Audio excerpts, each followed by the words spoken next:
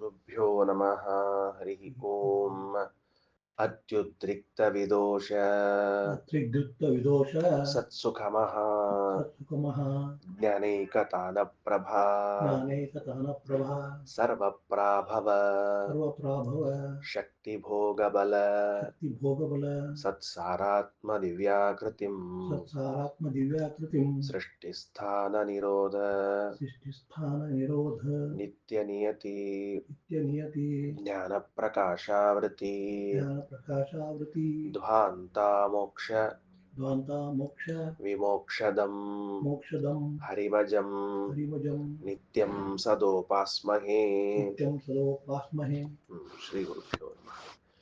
ಏನ್ ನಡೆದಿತ್ತು ನಿನ್ನೆ ಪಾಠ ಅಂತಂದ್ರೆ ಓಂಕಾರದ ಅರ್ಥವನ್ನ ಅಧಿಕ ಉಚ್ಚ ಅಂತ ತಿಳಿದುಕೊಂಡು ಹೇಳಿದ್ರು. ಅಧಿಕ ಉಚ್ಚ ಅ ಉ ಮ, ಭಗವಂತನು ಅಧಿಕ ಉಚ್ಚನಾಗಿದ್ದಾನೆ ಎಂಬುದಾಗಿ ವೇದಗಳಿಂದ ಶಾಸ್ತ್ರಗಳಿಂದ ತಿಳಿಯಲ್ಪಡ್ತಾನೆ, ಅಂದ್ರೆ ಸರ್ವೋತ್ತಮ ಎಂದು ತಿಳಿಯಲ್ಪಡ್ತಾನ ಅಂತ ಅರ್ಥ. ಆ ಭಗವಂತನ ಸರ್ವೋತ್ತಮತ್ವವನ್ನು ಹೆಂಗ್ ತಿಳಿಬೇಕು ಅಂತ ಕೇಳಿದ್ರೆ ದೇವತಾ ತಾರತಮ್ಯ ಕ್ರಮಾನುಸಾರವಾಗಿ ತಿಳಿಯಬೇಕು. ಕೇವಲ ಭಗವಂತ ಸರ್ವೋತ್ತಮ ಅಂತ ತಿಳಿದುಕೊಳ್ಳುವುದು ಶಾಸ್ತ್ರಕ್ಕೆ ಸಮ್ಮತವಲ್ಲ.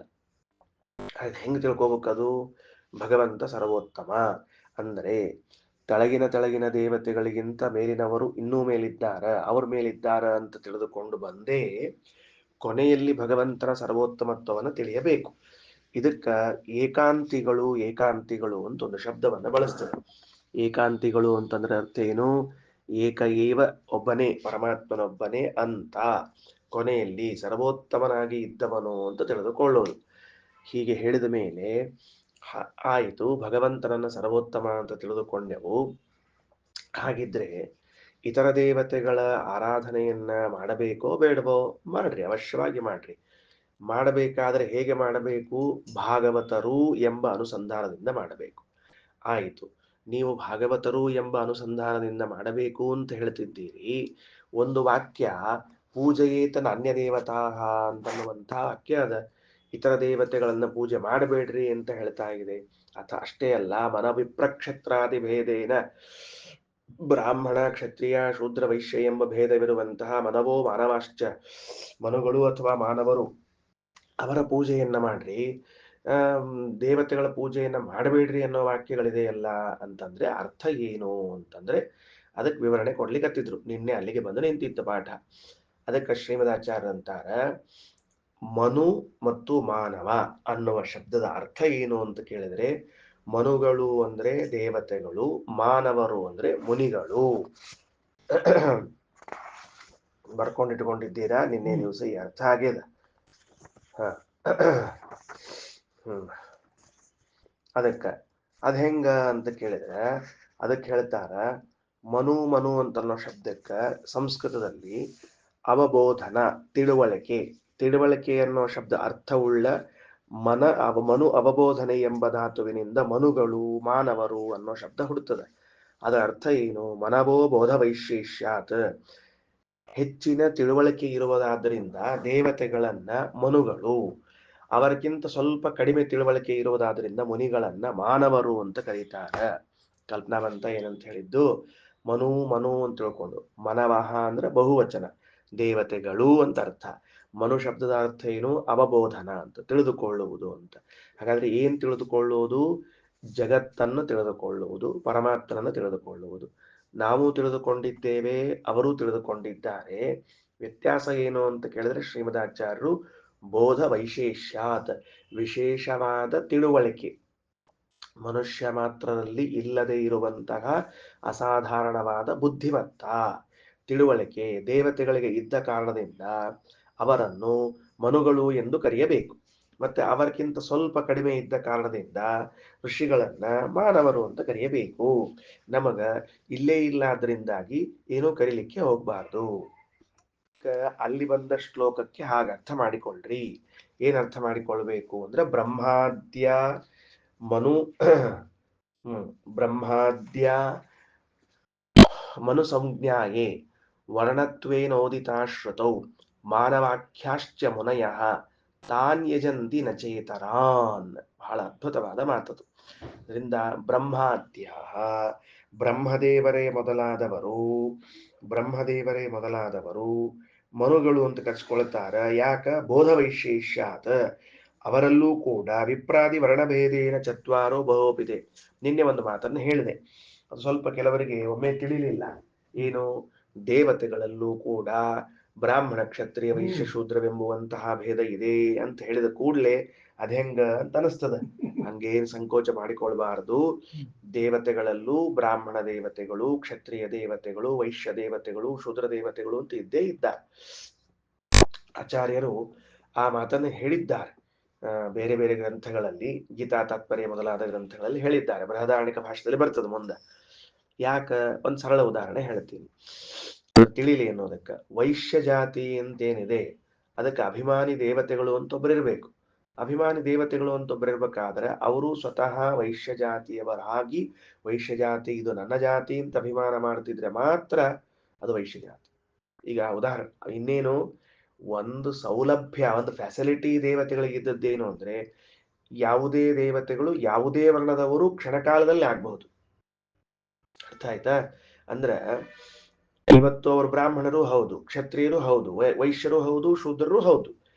4 ಜಾತಿಗಳನ್ನು, 4 ಆಶ್ರಮಗಳನ್ನು ಏಕಕಾಲದಲ್ಲಿ ಪರಿಪಾಲಿಸುವ ಸಾಮರ್ಥ್ಯ ದೇವತೆಗಳಿಗೆ ಉಂಟು. ಅದು ಇದು ಅಲ್ಲ, ಅಂದ್ರೆ ಅದು ಅನಿವಾರ್ಯವಲ್ಲ, ಅದವರಿಗಿರುವ ಸೌಲಭ್ಯ, ಅವರಿಗಿರುವಂತಹ ಫೆಸಿಲಿಟಿ. ಅದರಿಂದ ಈಗ ಉದಾಹರಣೆಗೆ ವಾಯುದೇವರನ್ನು ನಾವಿಷ್ಟೆಲ್ಲ ಆರಾಧನೆ ಮಾಡ್ತೀವಲ್ಲ, ವಾಯುದೇವರು ಮೂಲತಃ ಕ್ಷತ್ರಿಯ ದೇವತೆಗಳವರು. ಅವರು ಕ್ಷತ್ರಿಯರು, ಅವರು ಬ್ರಾಹ್ಮಣ ದೇವರನ್ನ ಪರಿಪಾಲನೆ ಮಾಡ್ತಾರ, ಎಲ್ಲವರನ್ನ ಪರಿಪಾಲನೆ, ಅದು ಸಮಸ್ಯೆ ಇಲ್ಲ ಮೂಲತಃ. ಆಮೇಲೆ ಅಶ್ವಿನಿ ದೇವತೆಗಳು ಅವರೆಲ್ಲ ಶೂದ್ರ ದೇವತೆಗಳು. ಹಿಂಗೆಲ್ಲ ಇದ್ದದ್ರಿಂದ ಬೇರೆ ಬೇರೆ ದೇವತೆಗಳು ಕಕ್ಷೆಯಲ್ಲಿ ಬರ್ತಾ ಇರ್ಲಿ. ಅದರಿಂದ ಬ್ರಾಹ್ಮಣ ಕ್ಷತ್ರಿಯ ವೈಶ್ಯವೆಂಬ ಭೇದ ಉಳ್ಳ ದೇವತೆಗಳ ಆರಾಧನೆಯನ್ನ ಮಾಡಬೇಕು ಅನ್ನೋದು ಮನು ಶಬ್ದದ ಅರ್ಥ. ಮಾನವ ಶಬ್ದದ ಅರ್ಥ ಅವರನ್ನ ಅಂತ. ಸರಿ, ಇನ್ನು ಮುಂದೆ ಪಿತೃತ್ವೇನ ಗುರುತ್ವೇನ ಸಾಕ್ಷಾತ್ ಭಾಗವತತ್ವತಃ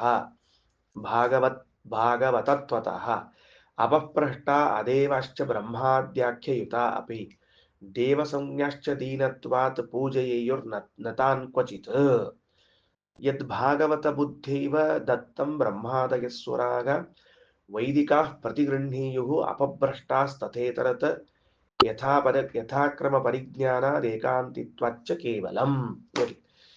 ಮುಂದಿನ ಮಾತು. ಈಗ ಇನ್ನ ಸರಿ ಆಯ್ತು, ಮನುಗಳು ಮಾನವರು ಅನ್ನೋ ಶಬ್ದಕ್ಕೆ ಅರ್ಥ ಏನು ಅಂತ ತಿಳಿಸಿಕೊಟ್ಟ ಮೇಲೆ ಅಂತೂ ದೇವತೆಗಳ ಪೂಜೆಯನ್ನ ಮಾಡಬೇಕು ಅಂತ ಮತ್ತೆ ಮೊದಲಿನ ಸ್ಟ್ಯಾಂಡ್ ಬಂತೀಗ. ಅಲ್ಲಿಗೆ ಬಂದು ನಿಂತ್ಕೊಳ್ತು. ಭಗವಂತನನ್ನು ಸರ್ವೋತ್ತಮನೆಂಬುದಾಗಿ ಪೂಜಿಸಬೇಕು.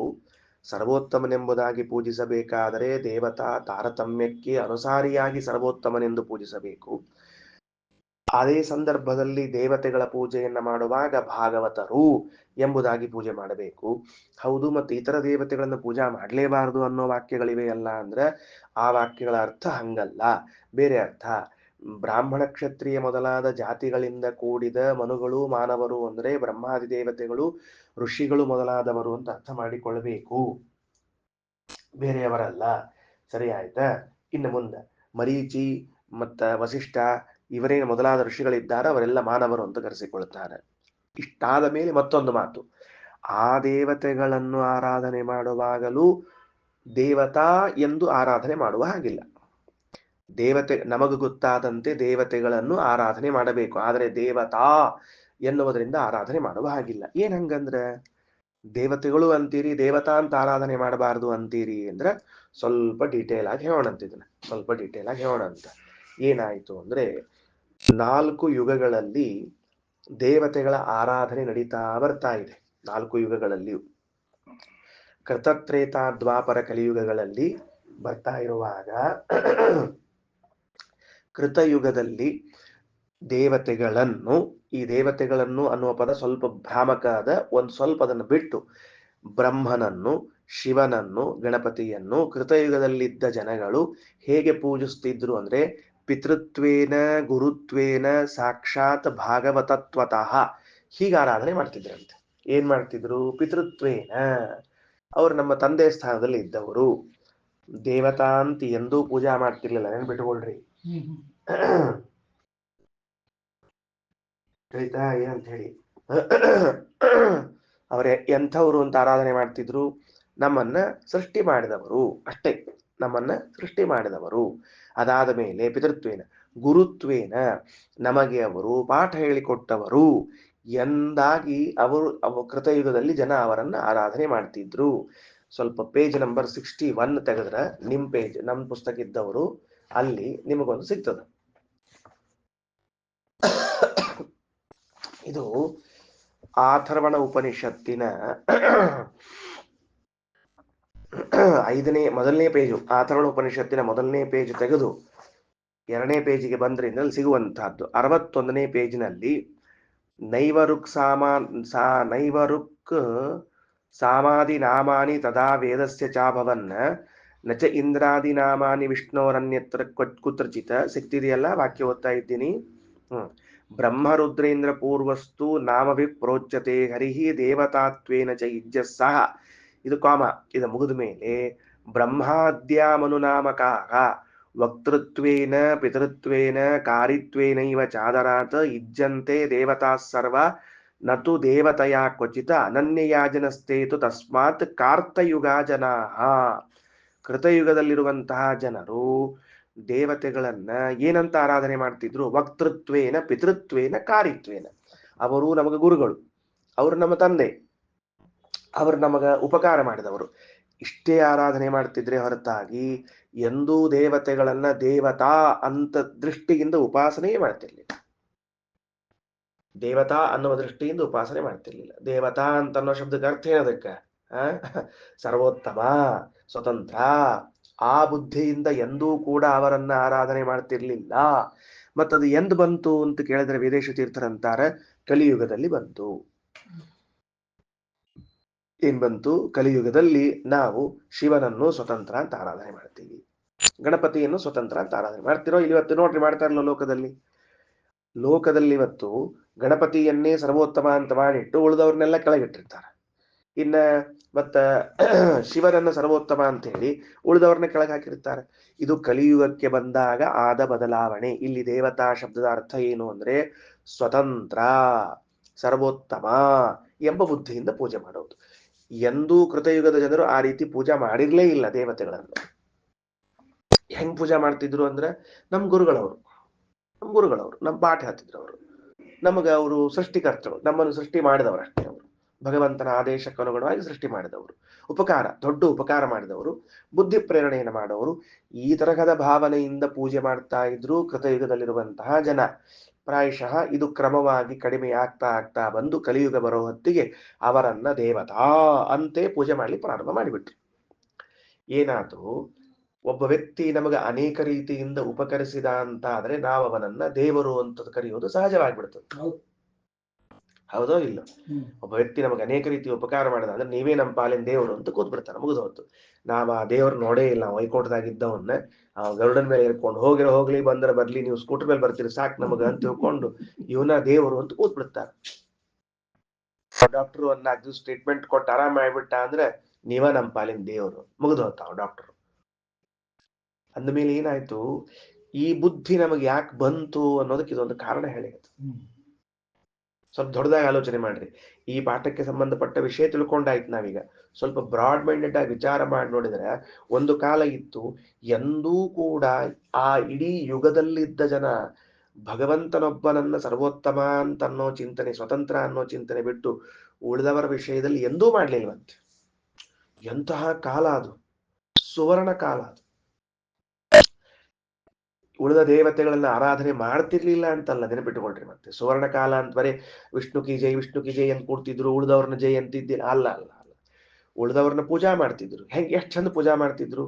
ನೀವೆಲ್ಲ ನಮ್ಮ ತಂದೆ ಸ್ಥಾನದಲ್ಲಿ ಇದ್ದವ್ರು, ಪಿತೃಸ್ಥಾನೀಯರು, ನಮ್ಮ ಗುರುಗಳು, ನಮಗೆ ಪರಮೋಪಕಾರಿಗಳು, ಬುದ್ಧಿ ಪ್ರೇರಕರು ಅಂತ ಹೇಳಿ ಅವರ ಆರಾಧನೆ ಮಾಡ್ತಿದ್ರು.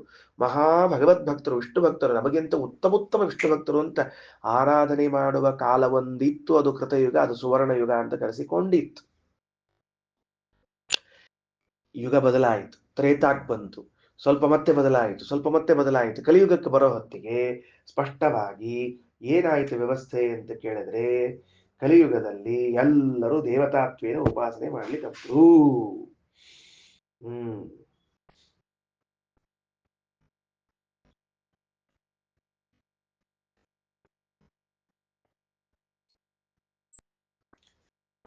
ವಿಷಯ ತಿಳಿತಾ ದೇವತಾತ್ವೇನ ಪೂಜಾ ಮಾಡ್ಲಿಕ್ಕತ್ತರು ಎಂಬ ಅಭಿಪ್ರಾಯ ಗೊತ್ತಾಯ್ತಾ?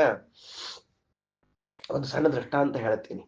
ಏನು ಅಂದ್ರ, ದ್ವಾಪರ ಯುಗ ದ್ವಾಪರ ಯುಗದ ಕೊನೆ ಬಂದಿತ್ತು. ದ್ವಾಪರ ಯುಗದ ಕೊನೆ ಬಂದಾಗ ಕೃಷ್ಣ ಪಾಂಡವರು ಮಾತ್ರ ಉಳ್ಕೊಂಡಿದ್ರು. ಯಾಕಂದ್ರೆ ಕೌರವರೆಲ್ಲ ಹೋಗ್ಬಿಟ್ಟಿತ್ತು. ಕೌರವರು ಅಂದ್ರೆ ಶಬ್ದದಲ್ಲಿ 18 ಅಕ್ಷೋಹಿಣಿ ಸೈನ್ಯ ಸ್ವಚ್ಛ ಆಗ್ಬಿಟ್ಟಿತ್ತು.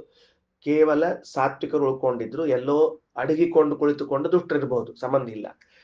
ಕಲಿಯನ್ನ ಸಹಿತ ನಿಗ್ರಹ ಮಾಡಿ ಎತ್ತಿ ಸಮುದ್ರದ ಮಧ್ಯ ಒಗೆದು ಬಿಟ್ಟಿದ್ರು ಅವನ್ನ. ಅಕ್ಷರಶಃ ಭೀಮಸೇನ ಕೃಷ್ಣ ಸೇರಿಕೊಂಡು ಕಲಿಯನ್ನ ನಿಗ್ರಹಿಸಿ ಸಮುದ್ರದ ಮಧ್ಯದ ನಡುಗಡ್ಡೆಯಲ್ಲಿರುವಂತಹ ಒಂದು ಗುಹೆ ಒಳಗೆ ಬಂಧಿಸಿ ಇಟ್ಟಿದ್ರು ಅವನ್ನ. ಅವ ಬರೋ ಹಂಗಿಲ್ಲ ಅಂತ ವ್ಯವಸ್ಥೆ ಮಾಡಿಬಿಟ್ಟಿದ್ರು. ಆಗ ದ್ವಾಪರ ಯುಗದ ಕೊನೆಯಲ್ಲಿ ಕೃಷ್ಣ ಭೀಮಸೇನರು ಸೇರಿಕೊಂಡು ಕೃತಯುಗದ ಧರ್ಮವನ್ನ ತಂದಿದ್ದರು ಅಂತ ಬರೀತಾರೆ ಶ್ರೀಮದಾಚಾರ್ಯ ಮಹಾಭಾರತ ತಾತ್ಪರ್ಯದಲ್ಲಿ. ಮತ್ತೆ ಕೃತಯುಗದ ಧರ್ಮವನ್ನ ತಂದ್ರಂತೆ. ಕೃತಯುಗದ ಧರ್ಮವನ್ನ ತಂದ್ರು ಅಂದ್ರೆ ಅರ್ಥ ಏನು ಅಂದ್ರೆ, ಯಥಾ ಪ್ರಕಾರ ಪಿತೃತ್ವೇನ ಗುರುತ್ವೇನ ಸಾಕ್ಷಾತ್ ಭಾಗವತತ್ವತಃ ಯಾರು ವಿಷ್ಣು ಸರ್ವೋತ್ತಮತ್ವವನ್ನು ಬಿಟ್ಟರೆ ಬೇರೆ ಉಪಾಸನೆಯೇ ಮಾಡ್ತಿರ್ಲಿಲ್ಲ.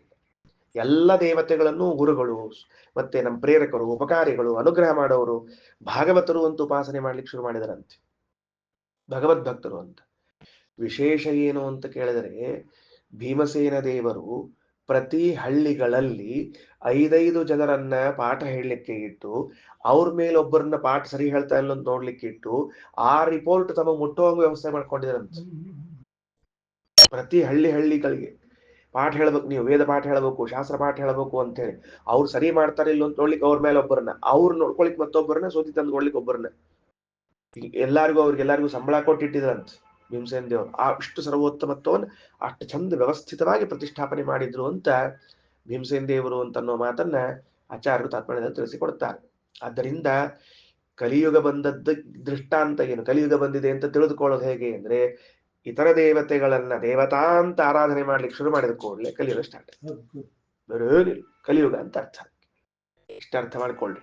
ಅದಕ್ಕೆ ಮಾನವಾಖ್ಯ ಮುನಯ ಸ್ಥಾನೀಯ ಜಂತಿ ನಚೇತರಾನ್ 281ನೇ ಪುಟ ಇವತ್ತಿನ ಪಾಠ.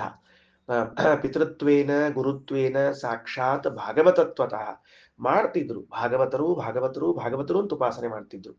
ಇನ್ನ ಹೌದಾ, ಹಂಗಾರೆ ಇನ್ನೊಂದು ಸಮಸ್ಯೆ ಬಂತೀಗ. ಪೂಜೆಯೇನ್ ನಾಣ್ಯ ದೇವತಾ ಅಂತ ಅನ್ನೋ ವಾಕ್ಯ ಹೆಂಗ್ ಹೊಂದಿಸ್ತೀರಿ? ದೇವತೆಗಳ ಪೂಜಾ ಮಾಡಬೇಡ ಅನ್ನೋ ಶಬ್ದಾರ್ಥ ಹೆಂಗ? ಇವರನ್ನ ಪೂಜಾ ಮಾಡ್ರಿ ಅಂತ ಹೇಳಿದ್ರಿ, ಹೆಂಗ್ ಪೂಜಾ ಮಾಡ್ಬೇಕು ಅಂತ ತಿಳಿಸಿದ್ರಿ, ಕೃತಯುಗ ಕಲಿಯುಗ ಎಲ್ಲ ತಿಳಿಸಿದ್ರಿ. ಇತರ ದೇವತೆಗಳ ಪೂಜಾ ಮಾಡಬೇಡ್ರಿ ಅನ್ನೋ ಶಬ್ದವನ್ನು ಹೊಂದಿಸಿ ತೋರಿಸ್ರಿ. ಪ್ರಶ್ನೆ ಅಲ್ಲಿ ಉಳಿತು ನಮ್ಗೆ. ಮತ್ತೆ ಪೂಜೆಯೇ ನಾಣ್ಯ ದೇವತಾ ಅನ್ನೋ ವಾಕ್ಯವನ್ನು ಹೆಂಗ್ ವ್ಯವಸ್ಥೆ ಮಾಡ್ತೀರಿ? ಮನುಗಳನ್ನ ಮಾನವರನ್ನ ಪೂಜಾ ಮಾಡ್ರಿ ಎಂಬುದಕ್ಕ ವ್ಯವಸ್ಥೆ ಮಾಡಿಕೊಟ್ರಿ ನೀವು. ದೇವತೆಗಳು ಮುನಿಗಳು ಆರಾಧನೆ ಮಾಡಬೇಕು, ಹೆಂಗ ಆರಾಧನೆ ಮಾಡಬೇಕು, ಯಾವ ಯುಗದಾಗ ಆರಾಧನೆ ಮಾಡಬೇಕು, ಸರಿ ಆಯ್ತು, ಸಂತೋಷ. ಮತ್ತೆ ಇತರ ದೇವತೆಗಳು ಪೂಜಾ ಮಾಡಬೇಡ್ರಿ ಅಂತಿರ್ಲ, ಅದೇನು ಅಂತ ಕೇಳಿದ್ರೆ ಆಚಾರ ಅಂತ, ಅಪಭ್ರಷ್ಟ ಅದೇವಾಶ್ಚ ಬ್ರಹ್ಮಾದ್ಯಾಖ್ಯಯುತ ಅಪಿ. ಅಪಭ್ರಷ್ಟರು ಅಂತ ಇದ್ದಾರೆ. ಅಪಭ್ರಷ್ಟ ದೇವತೆಗಳು ಅಂತ ಕರಿತೀವಿ ಅದನ್ನ, ನಮಗೆ ತಿಳಿಲಿ ಅನ್ನೋದಕ್ಕ ಅಪಭ್ರಷ್ಟರು ಅಂತ. ಅದೇವಾಹ ದೇವತೆಗಳಲ್ಲ, ಆದರೆ ಬ್ರಹ್ಮಾದ್ಯಾಖ್ಯಯುತ ಅಪಿ ಅವರೆಲ್ಲರ ಹೆಸರು ಬ್ರಹ್ಮ ಶಿವ ಸ್ಕಂದ ಗಣಪತಿ ಅಂತ ಅದ. ದೇವತೆಗಳಲ್ಲ, ಅಪಭ್ರಷ್ಟರು. ಅಪಭ್ರಷ್ಟರು ಗೊತ್ತಾತಿಲ್ಲ ಹೇಳಿದ್ದೇನೆ ಅಂತ ಹೇಳಿ. ಅಂಥವರು ಭ್ರಷ್ಟರು ದೇವ ಸಂಜ್ಞಾಶ್ಚ ದೀನತ್ವಾತ್ ಪೂಜೆಯುಹು ನತಾನ್ ಕ್ವಚಿತ. ಅವರಿಗೂ ದೇವತಾ ಅಂತ ಹೆಸರು. ಯಾಕ? ದೀನತ್ವಾತ್ ದೇವನಾಮಾನ. ದೇವ ಸಂಜ್ಞಾ ಅವರಿಗೆ ಹೆಂಗ? ದೀನರು ಅಂದ್ರೆ ಗೊತ್ತಾತಿಲ್ಲ, ಯಾವಾಗ್ಲೂ ಕೈ ಒಡ್ಕೊಂಡು ಅಳ್ಕೊಂಡು ಹೊಟ್ಟೆ ಮೊಸಳಿ ಮಾಡ್ಕೊಂಡು ಕೂತಿರ್ತಾವ. ಅವಕ್ಕ ದೀನರು ಹೀನರು ಅಂತ ಕರೀತಾರ ಅವನ್ನ. ಆ ದೀನ ಹೀನ ಅನ್ನೋಂತಹ ವ್ಯಕ್ತಿಗಳೇನಿದ್ದಾರಲ್ಲ, ಅದಕ್ಕೆ ಅವ್ರನ್ನ ದೇವತಾ ಅಂತ ಕರೀತಾರ. ಪೂಜೆಯನ್ನ ಅನ್ಯ ದೇವತಾ ಅಂದ್ರೆ ಅಪಭ್ರಷ್ಟ ದೇವತೆಗಳ ಪೂಜಾ ಮಾಡಬ್ಯಾಡ್ರಿ ಅಂತ ಅರ್ಥ. ಸ್ವಲ್ಪ ಇದಕ್ಕೆ ಸಂಬಂಧಪಟ್ಟಂತೆ ಒಂಚೂರು ಹೆಚ್ಚಿಗೆ ವಿಶ್ಲೇಷಣೆ ಅಂತ ಅನಿಸ್ತದ, ಆದ್ರೂ ಪರವಾಗಿಲ್ಲ, ನಾ ಮಾಡ್ತೀನಿ, ಬಿಡುದಿಲ್ಲ. ಏನು ಅಂತ ಕೇಳಿದ್ರೆ, ಭಗವದ್ಗೀತೆಯ ಬರೆದಿಟ್ಕೋಬೇಕಾಗ್ತದೆ, ಮುಂದೆ ರೆಫರೆನ್ಸ್ ತೆಗೆದು ಓದಬೇಕಾಗ್ತದೆ. ಏನು ಭಗವದ್ಗೀತೆಯ 17ನೇ ಅಧ್ಯಾಯದ 4ನೇ ಶ್ಲೋಕ ಮೂಲ, 3ನೇ ಶ್ಲೋಕದ ತಾತ್ಪರ್ಯ ಸ್ವಲ್ಪ ಹಿಂದ ಮುಂದಾದ, ಅದು ಸ್ವಲ್ಪ ಗಮನಿಸ್ಕೊಳ್ರಿ. ಭಗವದ್ಗೀತೆಯ 17ನೇ ಅಧ್ಯಾಯದ 4ನೇ ಶ್ಲೋಕ 3ನೇ ಶ್ಲೋಕದ ತಾತ್ಪರ್ಯ ನೆನಪಿಟ್ಟುಕೊಳ್ರಿ, ಇಷ್ಟು ಬರ್ಕೊಳ್ರಿ. ಈಗ ಇದರಲ್ಲಿ ಏನ್ ವಿವರಣೆ ಬಂದದ ಪುಸ್ತಕ ಬಿಟ್ಬಿಡ್ರಿ, ನನ್ನ ಕಡೆ ನೋಡ್ಬೇಕು. ಕೃಷ್ಣ ಏನ್ ಹೇಳ್ತಾನಲ್ಲಿ ಶ್ಲೋಕದಲ್ಲಿ ಅಂದ್ರೆ, ಯಜಂತೆ ಸಾತ್ವಿಕಾಹ ದೇವಾನ್ ಯಕ್ಷ ರಕ್ಷಾಂಸಿ ರಾಜಸಾಹ ಪ್ರೇತಾನ್ ಭೂತಗಣಾಂಶ್ಚಾನ್ಯ ಯಜಂತೆ ತಾಮಸಾ ಜನಾಹ. ಸಾತ್ವಿಕರು, ರಾಜಸರು, ತಾಮಸರು ಅಂತ 3 ತರಹದ ಜನರಿದ್ದಾರೆ. 3 ಮಂದಿಯು ಯಜ್ಞ ಮಾಡ್ತಾರೆ. ಯಜ್ಞ ಮಾಡುವಾಗ ಸಾತ್ವಿಕರು ದೇವತೆಗಳನ್ನು ಯಜ್ಞ ಮಾಡ್ತಾರೆ, ರಾಜಸರು ಯಕ್ಷರನ್ನು ರಾಕ್ಷಸರನ್ನು ಕುರಿತು ಯಜ್ಞ ಮಾಡ್ತಾರೆ, ತಾಮಸರು ಪ್ರೇತಭೂತ ಗಣಗಳನ್ನು ಆರಾಧನೆ ಮಾಡ್ತಾರೆ ಅಂತದ. ತುಂಬಾ ಸಿಂಪಲ್, ನಮ್ಗೆ ಗೊತ್ತಾಗ್ ಬಿಡ್ರಿ, ನಮಗೆ ವಿಷಯ ತಿಳಿದ್ಬಿಡ್ತೀವಿ. ಯಾಕಂದ್ರೆ ನಾವು ಸರ್ವಜ್ಞರ ಸ್ವಲ್ಪ ಆಜುಬಾಜು ಇದ್ದವರಾದ್ರೆ ನಮ್ಗೆ ತಿಳಿದ್ಬಿಡುತ್ತೆ, ತಕ್ಷಣ ತಿಳಿದ್ಬಿಡುತ್ತೆ. ಯಾಕಂದ್ರೆ ನಾವು ಶ್ರೀಮದಾಚಾರ್ಯ ಶಾಸ್ತ್ರ, ಶ್ರೀಮದಾಚಾರ್ಯ ಅಂದ್ರು ತಾಂಬಾ ಸ್ವಲ್ಪ ತಡಿ, ನೀ ಭಾಷೆ ಹಳೆ ಇದ್ದೀನಿ ನನಗೆ ಗೊತ್ತದ ಅಂದ್ರು. ಅವ್ರು ಏನಂದ್ರು, ಸಾತ್ವಿಕರು ದೇವತೆಗಳ ಆರಾಧನೆ, ರಾಜಸರು ಯಕ್ಷರನ್ನು ರಾಕ್ಷಸರು ಆರಾಧನೆ ಮಾಡ್ತಾರೆ, ತಾಮಸರು ಪ್ರೇತಭೂತ ಗಣಗಳನ್ನ ಯಜ್ಞ ಮಾಡ್ತಾರೆ. ಇದು ಆರಾಧನಾ ಅಲ್ಲ, ಯಜ್ಞ ಮಾಡ್ತಾರೆ. ನಾನು ಸುಮ್ಮನೆ ಕೇಳ್ತೀನಿ, ಮಂತ್ರ ಹೆಂಗ್ ಹೇಳ್ತಾರ ಅಂತ ಒಂದು ಪ್ರಶ್ನೆ ಇದೆ ನನಗೆ. ಈಗ ದೇವತೆಗಳಿಗೆ ಆರಾಧನೆ ಮಾಡುವಾಗ ಇಂದ್ರಾಯ ಸ್ವಾಹ ಇಂದ್ರಾಯ ಇದನ್ನ ಮಮ, ವಿಷ್ಣವೇ ಸ್ವಾಹ ವಿಷ್ಣವೇ ಇದನ್ನ ಮಮ, ಚಂದ್ರಾಯ ಸ್ವಾಹ ಚಂದ್ರಾಯ ಇದನ್ನ ಮಮ ಅಂತ ದೇವತೆಗಳಿಗೆ ಹೇಳುವಾಗ ಮಾಡ್ತೀವಿ. ಹಾಗಾದ್ರೆ ರಾಜಸರು ಹೋಮ ಮಾಡುವಾಗ ಯಕ್ಷಾಯ ಸ್ವಾಹ ರಕ್ಷಸೇ ಸ್ವಾಹ ಅಂತ ಮಂತ್ರ ಅಂತಾರ, ಪ್ರೇತಾಯ ಸ್ವಾಹ ಭೂತಾಯ ಸ್ವಾಹ ಅಂತ ಮಂತ್ರ ಅಂತಾರ. ಎಲ್ಲಿವೆ ಮಂತ್ರಗಳು ಹಾಗಿದೆ ವೇದಗಳಲ್ಲಿ? ವೇದ ಮಂತ್ರಗಳಲ್ಲಿ ಪ್ರೇತಾಯ ಭೂತಾಯ ಸ್ವಾಹ ಇದನ್ನ ಮಮ ಅಂತಿಲ್ಲ. ಆದ್ರೂ ವೇದಗಳಲ್ಲಿ ಅಂಥ ಮಂತ್ರಗಳಿದ್ರೆ ತೋರಿಸ್ಬಿಡ್ರಿ. ಯಕ್ಷಸೇ ರಕ್ಷಾಯ ಸ್ವಾಹ ರಕ್ಷಸೇ ಸ್ವಾಹ ಯಕ್ಷಾಯ ಸ್ವಾಹ ಪ್ರೇತಾಯ ಸ್ವಾಹ ಅಂತ ಇದೆಯಾ ಮಂತ್ರ? ಇಲ್ಲ. ಅಂದ ಮೇಲೆ ಅವರು ಹೋಮ ಮಾಡುವಾಗ ಯಾವ ಮಂತ್ರ ಬಳಸ್ತಾರೆ ಪ್ರಶ್ನೆ ಬಂತಲ್ಲ. ಈಗ ನೀವೇನ್ ಮಾಡಿಬಿಟ್ರಿ, ಕೃಷ್ಣ 17ನೇ ಅಧ್ಯಾಯದ ಗೀತೆಯಲ್ಲಿ ತ್ರಿವಿಧ ಜೀವರು ಯಜ್ಞವನ್ನ ಮಾಡ್ತಾರೆ, ಸಾತ್ವಿಕರು ರಾಜಸರು ತಾಮಸರು. ಸಾತ್ವಿಕರು ಯಜ್ಞ ಮಾಡುವಾಗ ಇಂದ್ರಾದಿ ದೇವತೆಗಳಿಗೆ ಮಾಡ್ತಾರೆ, ರಾಜಸರು ಮಾಡುವಾಗ ಯಕ್ಷರಾಕ್ಷಸರಿಗೆ ಮಾಡ್ತಾರೆ, ತಾಮಸರು ಮಾಡುವಾಗ ಪಿಶಾಚ ಭೂತ ಪ್ರೇತಗಳಿಗೆ ಮಾಡ್ತಾರೆ ಅಂತ. ಅಂದ್ರೆ ಅವ್ರ ಹೆಸರಲ್ಲೇ ಮಂತ್ರವೇನು ವೇದಗಳಲ್ಲಿ? ಇಲ್ಲಲ್ಲ. ಮತ್ ಹಂಗಾರೆ ಹೆಂಗ್ ಮಾಡ್ತಾರ ಅಂತ ಪ್ರಶ್ನೆ. ಅದಕ್ಕೆ ಶ್ರೀಮದಾಚಾರ್ಯ ಒಂದು ಬ್ಯೂಟಿಫುಲ್ ಆದ ಅರ್ಥ ಕೊಡುತ್ತಾರೆ. ಮಂತ್ರ ಚೇಂಜ್ ಮಾಡೋ ಹಂಗಿಲ್ಲ, ಮಂತ್ರ ಚೇಂಜ್ ಮಾಡೋ ಹಂಗಿಲ್ಲ. ಇಂದ್ರಾಯ ಸ್ವಾಹ ಅಂತೆ ಅವರು ಮಂತ್ರ ಹೇಳೋದು, ಯಾರು? ರಾಜಸರು. ಆದ್ರೆ ಆ ಇಂದ್ರ ಯಾರು ಅಂದ್ರೆ ಯಕ್ಷನಲ್ಲಿ ಒಬ್ಬನಾದ ಇಂದ್ರ, ರಾಕ್ಷಸನಲ್ಲಿ ಒಬ್ಬನಾದ ಇಂದ್ರ. ಅಂದ್ರ ಅವ್ರಿಗೂ ಹೆಸರವ. ಯಾರಿಗೂ ಹೆಸರವ? ಯಕ್ಷರಿಗೂ ಇಂದ್ರ, ಚಂದ್ರ, ವರುಣ, ಯಮ, ಕುಬೇರ ಅಂತ ಹೆಸರವ. ಅಷ್ಟ ಅಲ್ಲ, ಪ್ರೇತಾನ್ ಭೂತಗಣಾಂಶ್ಚಾನ್ಯೇ, ಪ್ರೇತ ಭೂತಗಳಲ್ಲೂ ಬ್ರಹ್ಮ ಅಂತ ಹೆಸರಿಟ್ಟುಕೊಂಡು ಒಂದು ಪ್ರೇತದ, ಶಿವ ಅಂತ ಹೆಸರಿಟ್ಕೊಂಡಿರುವಂತಹ ಒಂದು ಭೂತದ. ನೆನಪಿಟ್ಟುಕೊಳ್ರಿ. ನೀವು ಅಂದ್ರೆ ಅದು ತಾಮಸರು ಯಾರು ಯಜ್ಞ ಮಾಡ್ತಿರ್ತಾರ, ಅಲ್ಲಿ ಪಶುಪತಯೇ ಸ್ವಾಹ ಪಶುಪತಯೇ ಇದನ್ನ ಮಮ ಅಂದ ಕೂಡಲೇ ಆ ಪ್ರೇತ ಬಂದು ತಗೊಂಡು ಹೋಗ್ತದೆ. ಗೊತ್ತಾಯ್ತಾ ಹೇಳಿದ್ದೇನಂತ? ಯಕ್ಷರಿಗೆ ಹಾಕುವಾಗ ಯಕ್ಷಾಯ ಸ್ವಾಹ ಅಂತ ಮಂತ್ರ ಇಲ್ಲ, ಇಂದ್ರಾಯ ಸ್ವಾಹ ಅಂತ ಮಂತ್ರ ಅಂತಾರ. ಆದ್ರೆ ಆ ಇಂದ್ರ ಯಾರಾಗಿರ್ತಾನ?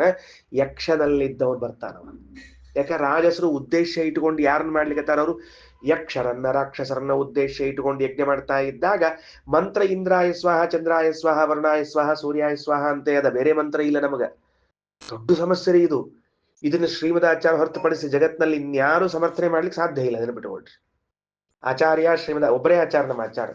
ಇದನ್ನ ಹೆಂಗ್ ಹ್ಯಾಂಡಲ್ ಮಾಡಿ ತೋರಿಸಿ ನೋಡ್ರಿ ಶ್ರೀಮದಾಚಾರ್ಯ. ಬೇರೆ ಮಂತ್ರಗಳಿಲ್ಲ ನಿಮ್ಗೆ ಯಜ್ಞ ಮಾಡ್ಲಿಕ್ಕೆ, ಮಾಡ್ರಿ. ಈ ಅಪೌರುಷೇಯವಾದ ವೇದವನ್ನ ಬಿಟ್ಟು ಜಗತ್ತಿನಾಗ ಬೇರೆ ಮಂತ್ರ ತಂದು ಯಜ್ಞ ಮಾಡ್ರಿ ನೋಡಂತ. ನಮ್ಮ ಆಚಾರ್ರಿ, ಅವ್ರಂಥವ್ರು ಸಿಗ್ಲಿಕ್ಕೆ ಸಾಧ್ಯನೇ ಇಲ್ಲ. ನೆನಪಿಟ್ಕೊಂಡ್ಬಿಡ್ರಿ. ನಾವು ಮಾಧ್ವರಾಗಿ ಹುಟ್ಟೀವಿ, ದೊಡ್ಡ ಭಾಗ್ಯ, ದೊಡ್ಡ ಭಾಗ್ಯ. ಕೃಷ್ಣನ ವಾಕ್ಯವನ್ನ ಸರಿಯಾಗಿ ತಿಳಿಸಿಕೊಟ್ಟವ್ರು ಶ್ರೀಮದಾಚಾರ್ಯ. ಅದಕ್ಕೆ ಗೀತಾರ್ಥಂ ವಕ್ಷ್ಯಾಮಿ ಲೇಷತಃ ಅಂತ ಬರೆದ್ರು ಮೊದಲು ಮಂಗಳಾಚರಣದೊಳಗೆ. ಉಳಿದವ್ರಲ್ಲ ಗೀತಾರ್ಥ ಹೇಳಿಲ್ಲ, ತಮ್ಮ ತಲೆ ಆಗಿದ್ದ ಅರ್ಥ ಗೀತಾಕ್ ಹೇಳ್ಯಾರ. ನಮ್ಮ ಆಚಾರ್ಯ ಗೀತಾರ್ಥ ಹೇಳ್ಯಾರ. ಏನ್ ಅದ್ಭುತ! ಹೌದು, ರಾಕ್ಷಸರು ಇದ್ದಾರ. ಇಂದ್ರ ಎಂಬ ಹೆಸರಿನ ರಾಕ್ಷಸ ಇದ್ದಾರ. ಎಷ್ಟು ಹೆಸರು ವಿಚಿತ್ರ!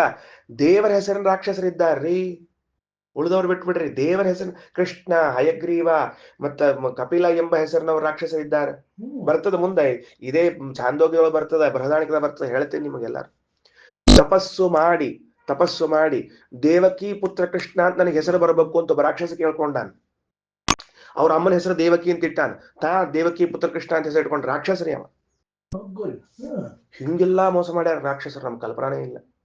ಅಂದ ಮೇಲೆ ಹೌದು ಅಲ್ಲ, ಆಮೇಲೆ ಇಲ್ಲಿ ಬೇರೆ ಇನ್ನೊಬ್ರು ಬರ್ತದ. ಅಂದ ಮೇಲೆ ಕೃಷ್ಣನ ವಾಕ್ಯಕ್ಕೆ ಅರ್ಥ ಏನಾಯ್ತು ಇವಾಗ? ಸಾತ್ವಿಕರು ದೇವತೆಗಳ ಆರಾಧನೆ ಮಾಡ್ತಾರೆ, ರಾಜಸರು ಯಕ್ಷ ರಾಕ್ಷಸರನ್ನ ಆರಾಧನೆ ಮಾಡ್ತಾರೆ, ತಾಮಸರು ಪ್ರೇತಭೂತಗಣಗಳ ಆರಾಧನೆ ಮಾಡ್ತಾರೆ. ಅಂದ್ರೆ ಅಪೌರುಷೇಯವಾದ ವೇದ ಮಂತ್ರವನ್ನ ಬಿಟ್ರೆ ಇನ್ಯಾವ ಮಂತ್ರ ಇಲ್ಲ.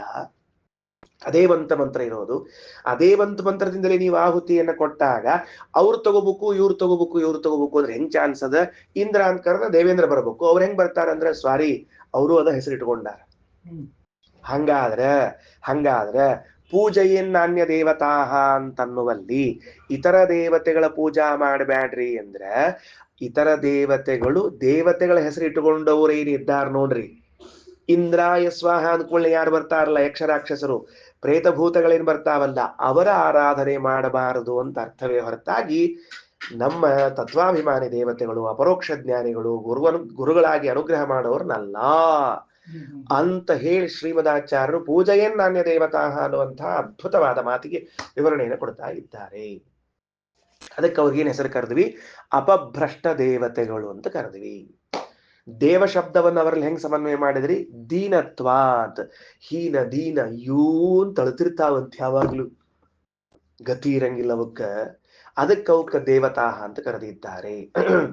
ಅದರಿಂದ ನೋಡ್ರಿ ಎಷ್ಟು ಚಂದ ಮಾತು, ಎಷ್ಟು ಅದ್ಭುತವಾದ ವಿವರಣೆಯನ್ನು ಕಲ್ಕೊಂಡಿದ್ದೇವೆ ನಾವು.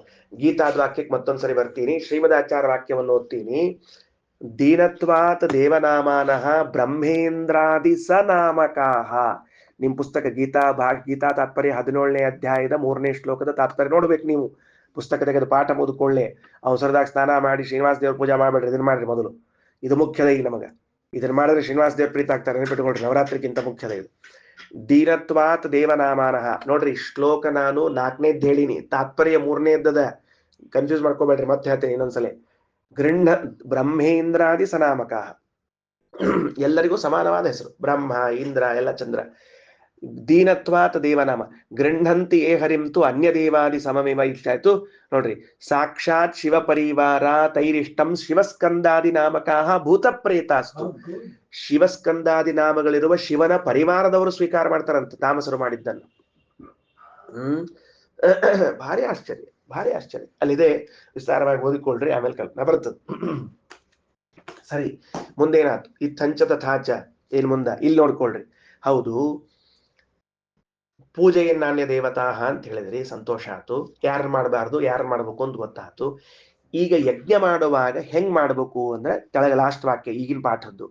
ಯದ್ ಭಾಗವತ ಬುದ್ಧೈವ ದತ್ತಂ ಬ್ರಹ್ಮಾದಯಸ್ವರಾಹ ವೈದಿಕಾಹ ಪ್ರತಿಗೃಹೀಯು ಅಪಭ್ರಷ್ಟ ಸ್ತತೇತರತ. ನೋಡ್ರಿ, ಪೂಜಾ ಮಾಡೋ ಕಾಲಕ್ಕೆ ನಿಮ್ಮ ಮನಸ್ಸಿನಲ್ಲಿ ಎಲ್ಲ ಈ ಕಡೆ ಇಂದ್ರನಿಗೆ ಆಹುತಿಯನ್ನು ಹಾಕ್ತಾ ಇದ್ದೀರಿ. ಮನಸ್ಸಿನಲ್ಲಿ ಏನಿರ್ಬೇಕು? ಭಾಗವತನಾದ ಇಂದ್ರ, ಭಗವಂತನಲ್ಲಿ ಅನನ್ಯವಾದ ಭಕ್ತಿಯನ್ನ ಮಾಡುವಂತಹ ಇಂದ್ರ, ಅವನಿಗೆ ನಾನು ಆಹುತಿ ಹಾಕುತ್ತಿದ್ದೇನೆ ಅಂತ ಇಂದ್ರಾಯ ಸ್ವಾಹ ಅಂದ್ರೆ ಮಾತ್ರ ಇಂದ್ರದೇವರು ಅದನ್ನು ಸ್ವೀಕಾರ ಮಾಡ್ತಾರೆ. ನೀವ್ ಆ ಭಾಗವತರು ಅಂತ ಮನಸ್ಸಿನಲ್ಲಿ ಇರ್ಲಿಲ್ಲ, ಸುಮ್ನೆ ಇಂದ್ರಾಯ ಸ್ವಾಹ ಅಂದ್ರೆ ಬಂದ್ಬಿಟ್ಟಿರ್ತಾರ ಅವ್ರು ಬಾಜುಕ. ಮೇಹೂನ ಕಾಯ್ಕೋ ಚಿಂತಾ ಕರ್ತಾ ಇತ್ತು ಅಲ್ಲೇ ತಗೊಂಡು ಹೋಗ್ಬಿಡ್ತಾರ ಅವ್ರು, ವಿಚಾರಣೆ ಮಾಡೋದು. ನಾವಂತೀವಿ ಆಮೇಲೆ, ಅಲ್ರಿ ಆಚಾರ ನೀವ್ ಹೇಳ್ದಂಗೆಲ್ಲ ಹೋಮ ಮಾಡಿದ್ವಿ, ನಮಗೇನು ಫಲ ಸಿಗ್ಲಿಲ್ಲಲ್ಲ ಅಂದ್ರೆ. ಆಚಾರ ಅಂದ್ರು, ಭಾಗವತ ಅಂತ ಮನಸ್ಸಿನಲ್ಲಿ ಅನುಸಂಧಾನ ಮಾಡಿದ್ದೀಯ? ಇಲ್ಲ ಸರ್. ಫಲನೂ ಇಲ್ಲ ಸರ್. ಅದಕ್ಕೆ ಅವು ಭೂತ ಪ್ರೇತಗಳು ಅಟಕಾಯಿಸ್ಕೊಳ್ತಾವ ಮನಿಗ್ ಬಂದು. ಯಾಕ? ನಮಗ ಆರಾಧನೆ ಮಾಡಿ ಅಪ್ಪಿ, ನಾವು ಬರ್ತೀವಿ ನಿಮ್ಮ ಮನೆಗೆ ಅಂತ. ಎಂಜಾಯ್ ಮಾಡ್ತಾವ. ಆದ್ದರಿಂದ ಹಾಗೆ ಮಾಡಬಾರದು. ಎಷ್ಟು ವಿಷಯವನ್ನು ತಗೊಂಬಂದ್ರು ಶ್ರೀಮದಾಚಾರ್ಯ, ಎಷ್ಟು ವಿಷಯಗಳವು ನೋಡ್ರಿ. ಉದ್ಗೀತವೆಂಬುವಂತಹ ಸಾಮ, ಆ ಉದ್ಗೀತವೆಂಬ ಸಾಮದಲ್ಲಿ ಬರುವಂತಹ ಒಂದು ಓಂಕಾರ, ಆ ಓಂಕಾರದಲ್ಲಿನ ಅರ್ಥ ಏನು ಅಂದ್ರೆ ಅಧಿಕ ಉಚ್ಚ ಸರ್ವೋತ್ತಮನಾಗಿದ್ದಾನೆ ಪರಮಾತ್ಮ. ಪರಮಾತ್ಮ ಸರ್ವೋತ್ತಮನಾಗಿದ್ದಾನೆ ಎಂಬುದು ತಾರತಮ್ಯಾನುಸಾರವಾಗಿ ಸರ್ವೋತ್ತಮತ್ವ ತಿಳಿಬೇಕು. ಕೇವಲ ತಾರತಮ್ಯ ಸರ್ವೋತ್ತಮತ್ವ ತಿಳಿಯೋಂಗಿಲ್ಲ. ಭಗವಂತನನ್ನು ಸರ್ವೋತ್ತಮ ಅಂತ ಆರಾಧನೆ ಮಾಡಿದ್ರೆ ಉಳಿದವರು ಪೂಜಾ ಮಾಡಬೇಕೋ ಬೇಡೋ? ಅವಶ್ಯವಾಗಿ ಮಾಡ್ರಿ. ಹೆಂಗ್ ಮಾಡಬೇಕು? ಭಾಗವತತ್ವೇನ ಮಾಡಬೇಕು, ಪಿತೃತ್ವೇನ, ಗುರುತ್ವೇನ, ಉಪಕಾರಿತ್ವೇನ ಮಾಡಬೇಕೆ ಹೊರತಾಗಿ ದೇವತಾತ್ವೇನ ಮಾಡಬಾರದು. ಕೃತಯುಗದ ಜನ ಹಿಂಗೇ ಮಾಡ್ತಿದ್ದಾದ್ರಿಂದ, ಕೃತಯುಗದ ಜನರು ನಮಗೆ ಆದರ್ಶರಾದ್ರಿಂದ ಹಂಗ ಪೂಜಾ ಮಾಡ್ರಿ, ಬೇರೆ ರೀತಿಯಿಂದ ಪೂಜಾ ಮಾಡಬೇಡ್ರಿ. ಮತ್ತೆ ಕಲಿಯುಗದಲ್ಲಿ ಏನಾಯ್ತು ಅಂದ್ರೆ ದೇವತಾತ್ವೇನ ಪೂಜೆ ಬಂದ್ಬಿಡ್ತು. ಏನ್ ಮಾಡ್ಲಿಕ್ಕೆ ಬರ್ತದೆ? ಕಲಿಯುಗದ ಜನ ಅವರು ಇತರ ದೇವತೆಗಳನ್ನು ಸರ್ವೋತ್ತಮ ಸ್ವತಂತ್ರ ಅಂತ ತಿಳಿದುಕೊಂಡ್ಬಿಟ್ರು. ಹೌದಾ?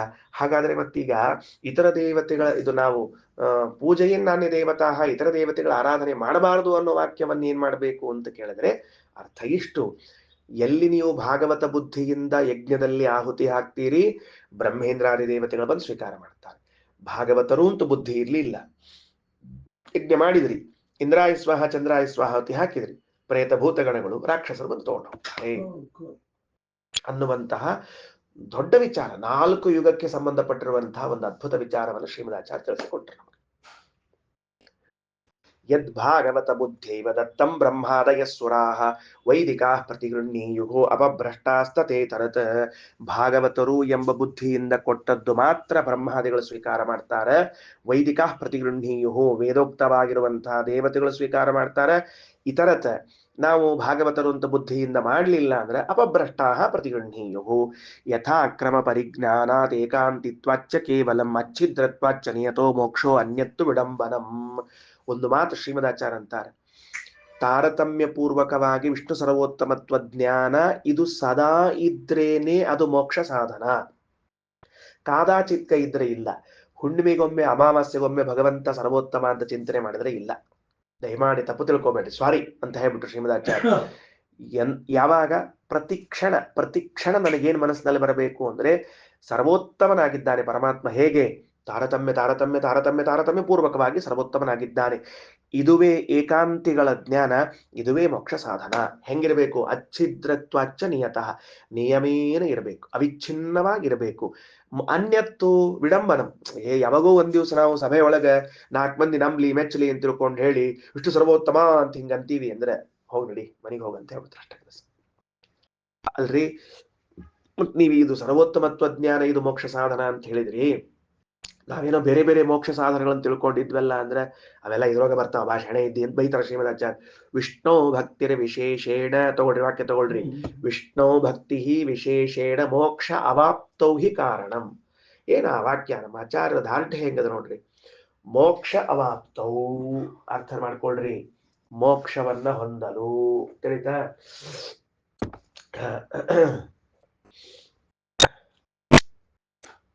ಮೋಕ್ಷ ಅವಾಪ್ತೌ, ಮೋಕ್ಷವನ್ನ ಹೊಂದಲಿಕ್ಕೆ ವಿಷ್ಣು ವಿಶೇಷೇಣ ಭಕ್ತಿ ವಿಶೇಷೇಣ ಕಾರಣ. ಆಚಾರ ವಾಕ್ಯವನ್ನ ವೇದೇಶ ತೀರ್ಥರು ಹಿಂಗೆ 2 ಸಲ ಹೊಂದಿಸಿ ತೋರಿಸ್ತಾರೆ.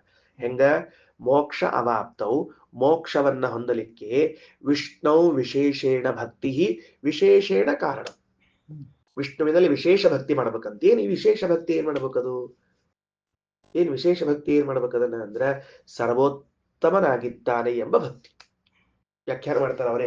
ವಿಶೇಷೇಣ ಅಂತಂದ್ರ ಸರ್ವೋತ್ತಮತ್ವೇನ ಅಂತ ಅರ್ಥ. ಆ ವಿಶೇಷಣ ಎಂಬ ಶಬ್ದಕ್ಕೆ ಬರ್ಕೊಂಡಿಟ್ಕೊಳ್ರಿ. ಸರ್ವೋತ್ತಮತ್ವೇನ ಭಕ್ತಿ ವಿಷ್ಣುವಿನಲ್ಲಿ ಮಾಡಿದ್ದು ಮೋಕ್ಷಕ್ಕೆ ಸ್ಪೆಷಲ್ ಕಾರಣ, ಸ್ಪೆಷಲ್ ರೀಸನ್ ಆಗ್ತದೆ. ಯಾಕೆ ಮೋಕ್ಷ ಕೊಟ್ಟಿಪಾ ದೇವರಂತ ನೀವು ಆಮೇಲೆ ಕೇಳ್ರಿ, ಅವ್ನು ಭೇಟಿ ಆದಾಗ ಒಂದ್ಸಲ ಮೋಕ್ಷ ಕೊಟ್ಟಾಗ. ಯಾಕೆ? ಅಲ್ಲೋ ನನ್ನ ಅಷ್ಟಪರಿಯಿಂದ ಸರ್ವೋತ್ತಮ ಅಂತ ಆರಾಧನೆ ಮಾಡಿ ಕೂತಿದ್ದಿ, ಮತ್ ನಂಗೆ ಇನ್ನೇನು ಉಳಿತು ಹೇಳೋಣಂತ. ಅದು ಒಂದು ಕಾರಣ ಸಾಕಾಗಿತ್ತು ನಿನ್ನ ಮೋಕ್ಷ ಕೊಡ್ಲಿಕ್ಕೆ. ಇಷ್ಟೇ ರೀ. ಇದು ಈ ಹಿಂಗ ನಮ್ಮ ಭಾಷೆದಾಗ ಹೇಳ್ಬೇಕಂದ್ರೆ ಆ ಭಾಷ್ಯ ವಾಕ್ಯವನ್ನು ಅರ್ಥ ಆತಿಲ್ಲ. ಭೇಟಿ ಆದಾಗ ದೇವರನ್ನ ಕೇಳ್ರಿ, ಏನೋ ಸ್ವಾಮಿ ನಂಗೆ ಯಾಕೆ ಮೋಕ್ಷ ಕೊಟ್ಟು, ಏನ್ ಮಾಡ್ಬೇಕು ಮಹಾರಾಯ, ದಿವಸ ಸರ್ವೋತ್ತಮ ಅಂತಿದ್ದಿ, ಏನ್ ಮಾಡಿ ಇದೊಂದು ಸಾಕು ನನಗೆ ಮೋಕ್ಷ ಕೊಡ್ಲಿಕ್ಕೆ, ಹಿಂಗ್ ಹೇಳಿದ್ರೆ ಭಾಷೆ ಅಷ್ಟೇ. ಒಂದು ನೋಡ್ರಿ ಏನಾಯ್ತು, ತದ್ಭಕ್ತೇಶು ಕ್ರಮೇಣೈವ ರಮಾದ್ದೇಶು ತ್ವನಂತರಂ. ಅನಂತರದಲ್ಲಿ ರಮಾದಿಗಳಲ್ಲಿ ಲಕ್ಷ್ಮೀದೇವಿಯಿಂದ ಮೊದಲು ಮಾಡಿಕೊಂಡು ಉಳಿದ ದೇವತೆಗಳಲ್ಲಿ ಕ್ರಮವಾಗಿ ಭಕ್ತಿಯನ್ನ ಮಾಡಬೇಕು. ಇದು ಎರಡನೇ ಕಾರಣ. ಮೊದಲನೇ ಕಾರಣ ಭಗವಂತನ ಸರ್ವೋತ್ತಮತ್ವ ಇಟ್ಟುಕೊಂಡು ಮಾಡುವುದಾದರೆ, ಎರಡನೇ ಕಾರಣ ರಮಾದಿಗಳಲ್ಲಿ ಅನಂತರವಾಗಿ ಕ್ರಮದಲ್ಲಿ ಮಾಡುವುದು. ತೃತೀಯಮಪಿ ವೈರಾಗ್ಯಂ ನಚಾನ್ಯನ್ ಮೋಕ್ಷ ಕಾರಣ. ಮೂರನೇದ್ದು ವೈರಾಗ್ಯ. ಸಾಕೇ ಸಾಕು, ಸಾಕೇ ಸಾಕಂದ್ರೆ ಶ್ರೀಮದಾಚಾರ್ಯ ಮೋಕ್ಷಕ್ಕೆ ಮೂರು ಕಾರಣ. ಮೂರನೇದು ವೈರಾಗ್ಯ. ಯಾವುದು? ಮೂರನೇದ್ದು ವೈರಾಗ್ಯ, ಎರಡನೇದ್ದು ದೇವತೆಗಳಲ್ಲಿ ಮಾಡುವಂತಹ ಭಕ್ತಿ, ಮೂರನೇದ್ದು ವಿಷ್ಣುವಿನಲ್ಲಿ ಮಾಡುವ ಭಕ್ತಿ. ಸಾಕು, ಮೋಕ್ಷ ಆಯ್ತು ಹೋಗ್ ಅಂತ ಹೇಳ್ಬಿಟ್ರು ಶ್ರೀಮದಾಚಾರ್ಯ. ಎಷ್ಟು ಆಶ್ಚರ್ಯ, ಎಷ್ಟು ಆಶ್ಚರ್ಯ ಅಂದ್ರ ವೈರಾಗ್ಯ ಬೇಕೇ ಬೇಕು ಎಂಬುದನ್ನು ಎಲ್ಲೂ ಆಚಾರ ಅಲ್ಲಗಳೆಯಂಗಿಲ್ಲ.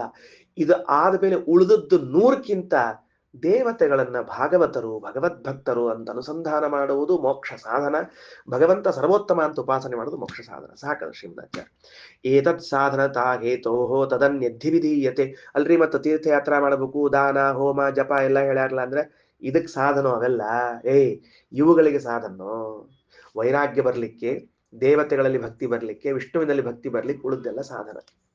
ವಿಚಾರ ಮಾಡ್ರಿ. ನನಗೆ ಎಷ್ಟು ಖುಷಿ ಆಯ್ತು ಗೊತ್ತೇ ಈ ಮಾತು ಕೇಳಿದಾಗ. ಇಲ್ಲಿಂದ ಬದರಿ ತನಕ ಹೋಗಿ ಬಂದಿರ್ತೇವೆ, ಇಲ್ಲಿಂದ ರಾಮೇಶ್ವರ ತನಕ ಹೋಗಿ ಬರ್ತೀವಿ, ಇಲ್ಲಿಂದ ಪುರಿ ಜಗನ್ನಾಥ, ಇಲ್ಲಿಂದ ದ್ವಾರಕಾ ತನಕ ಹೋಗಿ ಬರ್ತೀವಿ, ಪೂರ್ವ ಪಶ್ಚಿಮ ಉತ್ತರ ದಕ್ಷಿಣಗಳಿಗೆ. ಅಷ್ಟು ಯಾತ್ರಾ ಮಾಡಿ ಬಂದ್ರೆ ಏನ್ ಫಲ ಸಿಗಬೇಕು ಅಂದ್ರೆ ಎಲ್ಲಾ ದೇವತೆಗಳು ಭಾಗವತರು ಅನ್ನೋ ಬುದ್ಧಿ ಬಂದ್ರೆ ಸಾಕಂತ.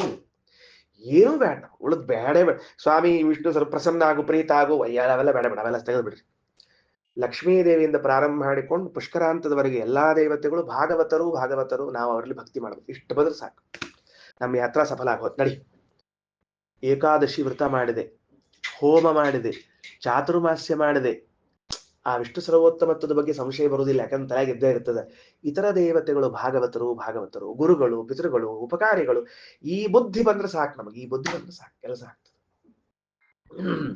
ಅಥೋನ್ಯತ್ ಸರ್ವಕೃತ್ಯಾಪಿ ಗಚ್ಚೇದೇವ ಆದರಂ ತಮಃ. ಉಳಿದದ್ದೆಲ್ಲಾ ಮಾಡ್ಯಾನ್ರಿ ಅವ. ಏನು? ಅಥೋ ಅನ್ಯಕೃತ್ ಸರ್ವಂ, ಉಳಿದೆಲ್ಲಾ ಮಾಡ್ಯಾನವ. ಯಜ್ಞ ಮಾಡ್ಯಾನ, ದಾನ ಮಾಡ್ಯಾನ, ಹೋಮ ಮಾಡ್ಯಾನ. ಆದರ ಈ ಬುದ್ಧಿ ಇಲ್ಲ. ಯಾವ ಬುದ್ಧಿ? ವಿಷ್ಣು ಸರ್ವೋತ್ತಮತ್ವ, ದೇವತೆಗಳು ಭಾಗವತ ಅಂತನ್ ಭಾಗವತರು ಅನ್ನೋ ಬುದ್ಧಿ ಇಲ್ಲ. ಅಧರಂ ತಮಃ, ಅವ ಅಂಧನ್ ತಮಸ್ಸಿಗೆ ಹೋಗ್ತಾನವ. ಎಲ್ಲಾ ಹೋಮ ಹವನ ಮಾಡ್ಕೊಂಡು ಅಂಧನ್ ತಮಸ್ಸಿಗೆ ಹೋಗೋದು. ಎಲ್ಲಾ ತಯಾರು ಮಾಡ್ಕೊಂಡು ಹೋದ್ರು ನೋಡ್ರಿ ಪಾಪ ಅವರು ಅಂತ ಹಿಂಗಂತಿರ್ತಾರೆ. ಕಟಿಗೆ ಪಟಿಗೆ ಎಲ್ಲ ಇಟ್ಕೊಂಡು ಕೊಯ್ಯುಗಳೆಲ್ಲ ಕೊಟ್ಟು ಹೋದ್ರು ಪಾಪ. ಹಂಗಿದ್ದಂಗ ಅಸ್ಮಿನ್ ಸುನಿಷ್ಠಿತ ನಿತ್ಯಂ ಮೋಕ್ಷಿ ಏವ ಅನ್ಯೋಜ್ಯತೋಪಿ ಸನ್. ವಿಶೇಷ ಏನ್ ಗೊತ್ತೇನು ಶ್ರೀಮದಾಚಾರ್ಯ ಅಂತಾರೆ, ಯಾರು ವಿಷ್ಣು ಸರ್ವೋತ್ತಮತ್ವ ಜ್ಞಾನ, ಭಾಗವತ ದೇವತಾ ಬುದ್ಧಿ ಜ್ಞಾನ ವೈರಾಗ್ಯವನ್ನು ಉಳ್ಳವರಾಗ್ಯಾರ, ಅವ್ರಿನ್ ಹೋಮ ಹವನ ಮಾಡದೆ ಇದ್ರೂ ಚಲ್ತಾ ಹೆಜಾವ್, ಚಲ್ತಾ ಹೆಜಾವ್ ಅಂದ್ಬಿಟ್ರಿ. ಬಿಡ್ಲಿಕ್ಕೆ ಬರ್ತೇನೆ? ಹಂಗ ಬಿಡ್ಲಿಕ್ಕೆ ಬರುದಿಲ್ಲ. ಅದು ಕಡಿಮೆಯಾಗಿ ಇದು ಹೆಚ್ಚಾದ ಸಾಕು. ನಾವು ಪ್ರತಿ ದಿವಸ ಏನು ಹೋಮ ಮಾಡಂಗಿಲ್ಲ, ಅಗ್ನಿಹೋತ್ರ ಇಟ್ಕೊಂಡಿಲ್ಲ, ನಮ್ಮ ಕಡೆಗೆ ಇಟ್ಕೋಬೇಕು. ನಮ್ದು ಕರ್ತವ್ಯ, ನಮ್ಗೆ ಅನಿವಾರ್ಯ ಆಗಿಲ್ಲ, ಪರವಾಗಿಲ್ಲ. ಆಗಾಗ ಹೋಮ ಮಾಡ್ತಿರು, ನಿತ್ಯ ಇದನ್ನ ಅನುಸಂಧಾನ ಮಾಡ್ತಿರು. ಬಂತ್ ಹೋಗ್, ಎಲ್ಲ ಬಂತ್ ಹೋಗ್. ಯಾವ ದಿವಸ ಅಗ್ನಿಹೋತ್ರ ಮಾಡ್ತಾನೆ, ಆದ್ರೆ ಭಾಗವತ ಬುದ್ಧಿ ಇಲ್ಲ, ವಿಷ್ಣು ಸರ್ವೋತ್ತಮತ್ವ ಬುದ್ಧಿ ಇಲ್ಲ. ಅಗ್ನಿಹೋತ್ರ ಸಾಮಾನ್ ಸಮೇತ ಅಂಧನ್ ತಮಸ್ಸಿಗೆ ಹೋಗೋದವ. ಒಟ್ಟು ತಗೊಂಡೆ ಅಲ್ಲೇ ಮಾಡ್ಕೋತ ಕೂಡು ಅಂತ ಹೇಳಿ. ಆದ್ದರಿಂದ ಇದು ಯಾರಿಗೆ ಸಂಬಂಧಪಟ್ಟದ್ದು ಅಂದ್ರೆ, ಅಂತ ದೃಷ್ಟಾಂತ ಬೇಕು ಅಂದ್ರೆ ಸನಕಾದಿಗಳು ಅಂತ ವೇದೇಶ ತೀರ್ಥರು ಬರೀತಾರೆ. ಸನಕಾದಿಗಳ ವಿಷಯದಲ್ಲಿ ಅದನ್ನು ತಗೊಳ್ರಿ. ಅಂದ್ರೆ ಸನಕಾದಿಗಳು ಕರ್ಮ ಅಪ್ರಚುರರು, ಜ್ಞಾನ ಪ್ರಚುರರಾದವರು ಅಂತ ತಿಳ್ಕೋಬೇಕು ಅವ್ರನ್ನ. ಅದನ್ನ ಎರಡಿದ್ದಾರೆ. ಕರ್ಮ ಪ್ರಚುರಾಗಿ ಜ್ಞಾನ ಅಪ್ರಚುರರಾದವರು ಕೆಲವರಿದ್ದಾರೆ, ಜನಕಾದಿಗಳಂತೆ. ಜನಕಾದಿಗಳ ಕರ್ಮ ಪ್ರಚುರ ಮಾಡ್ತಿದ್ರು, ಜ್ಞಾನ ಅಪ್ರಚುರ ಇರ್ತಿತ್ತು ಅವರಲ್ಲಿ. ಸನಕಾದಿಗಳಲ್ಲಿ ಜ್ಞಾನ ಪ್ರಚುರ ಇತ್ತು, ಕರ್ಮ ಕಡಿಮೆ ಇತ್ತು. ಇಂಥದನ್ನು ತಗೊಳ್ರಿ ಅಂತ. ಅತಸ್ತೇಷಾಂ ಕ್ರಮಂ ಭಕ್ಷೆ ದೇವಾನಾಂ ಯಶ್ರುತೌ ಶ್ರುತಃ. ಅದರಿಂದ ಅವರ ಕ್ರಮವನ್ನು ಹೇಳ್ತೀನಿ. ಯಾವುದು ವೇದಗಳಲ್ಲಿ ಹೇಳಲಾಗಿದೆಯೋ ಆ ಕ್ರಮವನ್ನ ಹೇಳ್ತೀನಿ. ಇಷ್ಟು ಬಂತ್ರಿಪ. ಇದು ಸಾರ ನಿರ್ಣಯವೆಂಬ ಗ್ರಂಥದ ವಿಚಾರ. ಇನ್ನು ಮುಂದೆ ಅದು ಏನು ಅಂತ ಪ್ರಾರಂಭ ಆಗ್ಬೇಕು. ಈಗ ಇದೊಂದು ವೇದವನ್ನ ವಾಕ್ಯವನ್ನ ಓದಿ ನಿಲ್ಸೋಣಂತ ಮತ್ ನೋಡಂತ. ಯೇಷಾಂ ಭೂತಾನಾಂ ಪೃಥಿವೀ ರಸಃ. ಇಲ್ಲಿ ರಸ ಅನ್ನೋ ಶಬ್ದಕ್ಕೆ ಶ್ರೇಷ್ಠ ಅನ್ನೋ ಅರ್ಥ ಬರ್ಕೊಂಡ್ಬಿಡ್ರಿ, ಮುಗಿದು ಹೋದ ಕೆಲಸ. ಒಂದ್ ಕಡೆಗೆ ರಸ ಶಬ್ದಕ್ಕೆ ಶ್ರೇಷ್ಠ ಅಂತ ಅರ್ಥ ಬರ್ಕೊಂಡ್ಬಿಟ್ರೆ ಉಳಿದೆಲ್ಲಾ ಕಡೆಗೂ ಅನುಕೂಲ ಆಗ್ತದ. ತಿಳಿತಾ? ಉಳಿದೆಲ್ಲಾ ಕಡೆಗೂ ಅನುಕೂಲ ಆಗ್ತದ.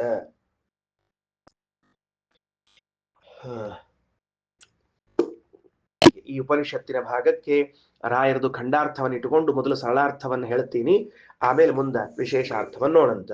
ಏನಂದ್ರು, ಏಷಾಂ ಭೂತಾನಾಂ ಪೃಥ್ವಿ ರಸಃ. ರಸ ಶಬ್ದಕ್ಕೆ ಶ್ರೇಷ್ಠ ಅಂತ ಅರ್ಥದ. ಅದಕ್ಕಂತಾರ ಇಲ್ಲೇ ನಮಗ ಕಾಣ್ಲಿಕತ್ತಾವ ಈ ಕಣ್ಣಿಗೆ, ಅಂದ್ರೆ ಪೃಥ್ವಿ ದೇವಿ ಧರಾದೇವಿಗಿಂತಲೂ ಅಧಮರಾದ ವ್ಯಕ್ತಿಗಳು ಲೋಕದಲ್ಲಿ ಏನು ಕಾಣುತ್ತಿದ್ದಾರೋ ಅವರೆಲ್ಲರಿಗಿಂತಲೂ ಪೃಥ್ವಿ ಶ್ರೇಷ್ಠಳು. ಹಂಗೆ ಅರ್ಥ ಅಲ್ಲ, ಶ್ರೇಷ್ಠ ಅಂದ್ರೆ ಎಲ್ಲಾರ್ಕಿಂತ ಶ್ರೇಷ್ಠ ಅಂತ ಅರ್ಥ ಮಾಡ್ಲಿಕ್ಕೆ ಬರುದಿಲ್ಲ.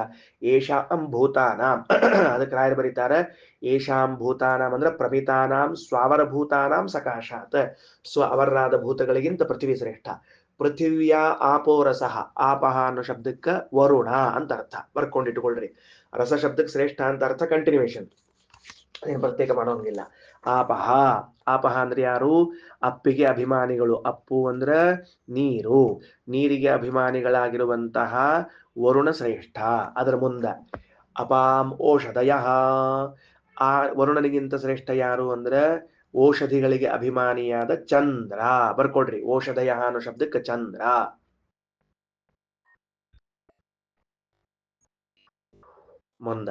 ಮುಂದೇನು? ಓಷಧೀನಾಂ ಪುರುಷೋ ರಸಃ. ಔಷಧಿಗಳಿಗಿಂತ ಶ್ರೇಷ್ಠ ಯಾರು? ಪುರುಷಃ. ಪುರುಷಃ ಅಂದ್ರೆ ರುದ್ರದೇವರು. ರುದ್ರದೇವರಿಗೆ ಪುರುಷ ಅಂತ ಕರೀತಾರೆ. ಯಾಕ? ಪುಂಸ್ತ್ವ ಅಭಿಮಾನಿಗಳು, ಪೌಂಸ್ಯ ನಮ್ಮಲ್ಲಿರುವಂತಹ ಪುರುಷತ್ವಕ್ಕೆ ಅಭಿಮಾನಿಗಳು ರುದ್ರದೇವರು. ಇನ್ನ ಪುರುಷಸ್ಯ ವಾಗ್ರಸಃ. ಬಹಳ ಚಂದದ. ಆ ರುದ್ರದೇವರಿಗಿಂತಲೂ ಕೂಡ ವಾಕ್. ವಾಕ್ ಅಂದ್ರ ವಾಗ್ರಸಃ. ವಾಕ್ ಅಂದ್ರ ಯಾರು? ಭಾರತಿ ಅಥವಾ ಸರಸ್ವತಿ. ಯಾರು ಯಾರು ಸರಿ, ಭಾರತಿ ಅಥವಾ ಸರಸ್ವತಿ. ಭಾರತಿ ಅಂತ ಬರ್ಕೊಡ್ರಿ, ಲಘು ಅರ್ಥ ಆಗ್ತದೆ. ಭಾರತೀ ದೇವಿಯು ಶ್ರೇಷ್ಠಳು. ಹಾ, ವಾಗ್ರಸಃ ವಾಚಃ ರುಗ್ರಸಃ. ಆ ಭಾರತೀ ದೇವಿಗಿಂತಲೂ ಭಾರತೀ ದೇವಿಯೇ ಶ್ರೇಷ್ಠಳು. ಮತ್ತ ಹೇ ಏಕೈಸಾ ಹುವಾ ಸಾಬ್? ಭಾರತೀ ದೇವಿಗಿಂತ ಭಾರತೀ ದೇವಿನ ಶ್ರೇಷ್ಠ ಹೆಂಗಾಗಬೇಕು? ಹಾ, ಹೇಳ್ತೀವಿ. ವಾಗ್ರಸಃ, ರುದ್ರದೇವರಿಗಿಂತಲೂ ಭಾರತೀ ದೇವಿ ಶ್ರೇಷ್ಠಳು. ವಾಕ್ಕಿಂತ ರುಕ್ ಶ್ರೇಷ್ಠಳು. ಭಾರತಿಗಿಂತಲೂ ಭಾರತೀ ಶ್ರೇಷ್ಠಳಂತ. ಹೆಂಗಾಗ್ಲಿಕ್ಕೆ ಸಾಧ್ಯದ ಇದು? ಅದು ಎಷ್ಟು ಅದ್ಭುತ ಅದ ಅಂದ್ರ ನಿಜವಾಗ್ಲೂ ಹೇಳ್ತೀನಿ, ಶ್ರೀಮದಾಚಾರ್ಯರು ಕೋಟಿ ಕೋಟಿ ನಮಸ್ಕಾರ. ಭಾರತೀ ದೇವಿ ಮುಖ್ಯ ಪ್ರಾಣದೇವರ ಜೊತೆಗೆ ಸೇರಿಕೊಂಡ ರೂಪವೊಂದು, ಪ್ರಾಣದೇವರನ್ನ ಬಿಟ್ಟಿದ್ದ ರೂಪವೊಂದು. ಎರಡು ರೂಪ ಭಾರತೀ ದೇವಿ. ಪ್ರಾಣದೇವರ ಜೊತೆಗೆ ಸೇರಿಕೊಂಡ ಭಾರತೀ ದೇವಿ ಪ್ರಾಣದೇವರ ಸೇರದೇ ಇದ್ದ ಭಾರತೀ ದೇವಿಗಿಂತಲೂ ಶ್ರೇಷ್ಠರು ಅಂತ ಬರೀತಾರೆ ಶ್ರೀಮದಾಚಾರ್ಯ. ಏನ್ ಆಶ್ಚರ್ಯ, ಏನ್ ಆಶ್ಚರ್ಯ ಎಲ್ಲಾದ್ರೂ. ಇದಿದೆ ಭಾಗವತದಲ್ಲಿ ಬರ್ತದ, ಏಕಾದಶ ಸ್ಕಂದಲ್ಲಿ ಬರ್ತದ, ಎಲ್ಲಾ ಕಡೆ ಅವ ಹೇಳ್ತೀನಿ ಮತ್ ನಿಮಗ. ಯಾವುದು ಶ್ರೇಷ್ಠ ಯಾವುದು ಶ್ರೇಷ್ಠ ಅಂತ ಕೇಳ್ಕೋತ ಹೋದ್ರ ಪ್ರಾಣದೇವರ ಜೊತೆಗೆ ಸೇರಿದ ಭಾರತಿ ಶ್ರೇಷ್ಠ, ಪ್ರಾಣದೇವರನ್ನ ಬಿಟ್ಟಿರುವ ಭಾರತಿ ಕಡಿಮೆ ಅಂಶ. ರಾಯರು ಬರೀತಾರ, ರಾಯರು ಎಷ್ಟು ಚಂದ ಬರೀತಾರ ಖಂಡಾರ್ಥಲ್ಲಿ ಅಂದ್ರೆ ಅವ್ರ ವಾಕ್ಯ ಓದ್ಬೋಣಂತ. ಏನಂತಾರ? ಏಕಾಪಿ ವಾಣಿ. ನಾ ಓದ್ಲಿಕತ್ತೀನಿ, ನಿಮ್ ಕಡೆ ಇಲ್ಲ ಖಂಡಾರ್ಥ, ನನ್ನ ಕಡೆ ಅದ, ನೋಡ್ಕೋಬೇಕಷ್ಟ. ಏಕಾಪಿ ವಾಣಿ. ವಾಣಿ ಅಂದ್ರೆ ಭಾರತೀ ದೇವಿ ಒಬ್ಬಳೇ ವಾಣಿ ಏನಿದ್ದಾಳ ಅವಳು ಪ್ರಾಣ ಸಂಯೋಗ ವಿಶೇಷವತ್ವ ದಶಾಯಾಮ್, ಪ್ರಾಣದೇವರ ಜೊತೆಗೆ ಸೇರಿಕೊಂಡಿರುವಂತಹ ಸಂದರ್ಭದಲ್ಲಿ ಋಗ್ ಅಭಿಮಾನಿನಿ ಸತಿ, ಆಗ ರುಕ್ಗಳಿಗೆ ಅಭಿಮಾನಿ ಅಂತ ಕರೆಸಿಕೊಂಡು ಇದ್ದಾಳ. ತದ್ ಹೀನತ್ವ ದಶಾಯಾಮ್, ಪ್ರಾಣದೇವರ ಜೊತೆಗೆ ಸಂಯೋಗ ಇಲ್ಲದೆ ಇದ್ದ ಸಂದರ್ಭದಲ್ಲಿ ರುಕ್ ಆಗಿದ್ದಾಳ, ಬರೇ ವಾಕ್ ಅಭಿಮಾನಿ ಆಗಿದ್ದಾಳ. ಸೊ ಅವಳೇ ಪ್ರಾಣದೇವರ ಸಂಯೋಗ ಇಲ್ಲದೆ ಇದ್ದಾಗ ವಾಕ್, ಪ್ರಾಣ ಸಂಯೋಗ ಇದ್ದಾಗ ರುಕ್ ಅಂತ ಕರೆಸುವ ತಾಳ. ಸೊ ತನಗಿಂತ ತಾನೇ ಶ್ರೇಷ್ಠಳಾಗಬಲ್ಲಳು. ಏನ್ ಅದ್ಭುತ ವಿವರಣೆಗಳೆಲ್ಲಾದ್ರು. ಆಮೇಲೆ ರುಚಃ ಸಾಮಃ ಪರಾಹರಸಃ. ಆ ಋಗ್ವೇದಕ್ಕಿಂತ ಅಂದ್ರೆ ಋಗಭಿಮಾನಿಯಾದ ಸರಸ್ವತಿಗಿಂತ ಶ್ರೇಷ್ಠ ಯಾರು? ಸಾಮಃ, ವಾಯುದೇವರು. ಸಾಮ ಶಬ್ದಕ್ಕೆ ಯಾರರ್ಥ? ವಾಯು ಅಥವಾ ಬ್ರಹ್ಮದೇವರು, ನಡೀತದೆ, ಇಬ್ಬರು ಯಾರಾದ್ರೂ ಬರ್ಕೋಬಹುದು. ಇಂದ ಸಾಮ್ನಃ, ಆ ವಾಯು ಬ್ರಹ್ಮರಿಗಿಂತ ಉದ್ಗೀತೋ ರಸಃ. ಬಂದು ನೋಡ್ರಿ ನಮ್ಮ ಸ್ವಾಮಿ, ಉದ್ಗೀತ ರಸಃ, ನಾರಾಯಣ ಶ್ರೇಷ್ಠ. ಉದ್ಗೀತ ಸಾಮ ಪ್ರತಿಪಾದ್ಯನಾದ ನಾರಾಯಣ ಶ್ರೇಷ್ಠ. ಸ ಏಷಃ ರಸಾನಾಂ ರಸತಮಃ ಪರಮಃ ಪರಾರ್ಧ್ಯ ಅಷ್ಟಮೋಯ ಉದ್ಗೀತ. ಅವ ಯಾರು? ಉದ್ಗೀತ ಯಾರು? ಸ ಏಷಃ, ಇವನು.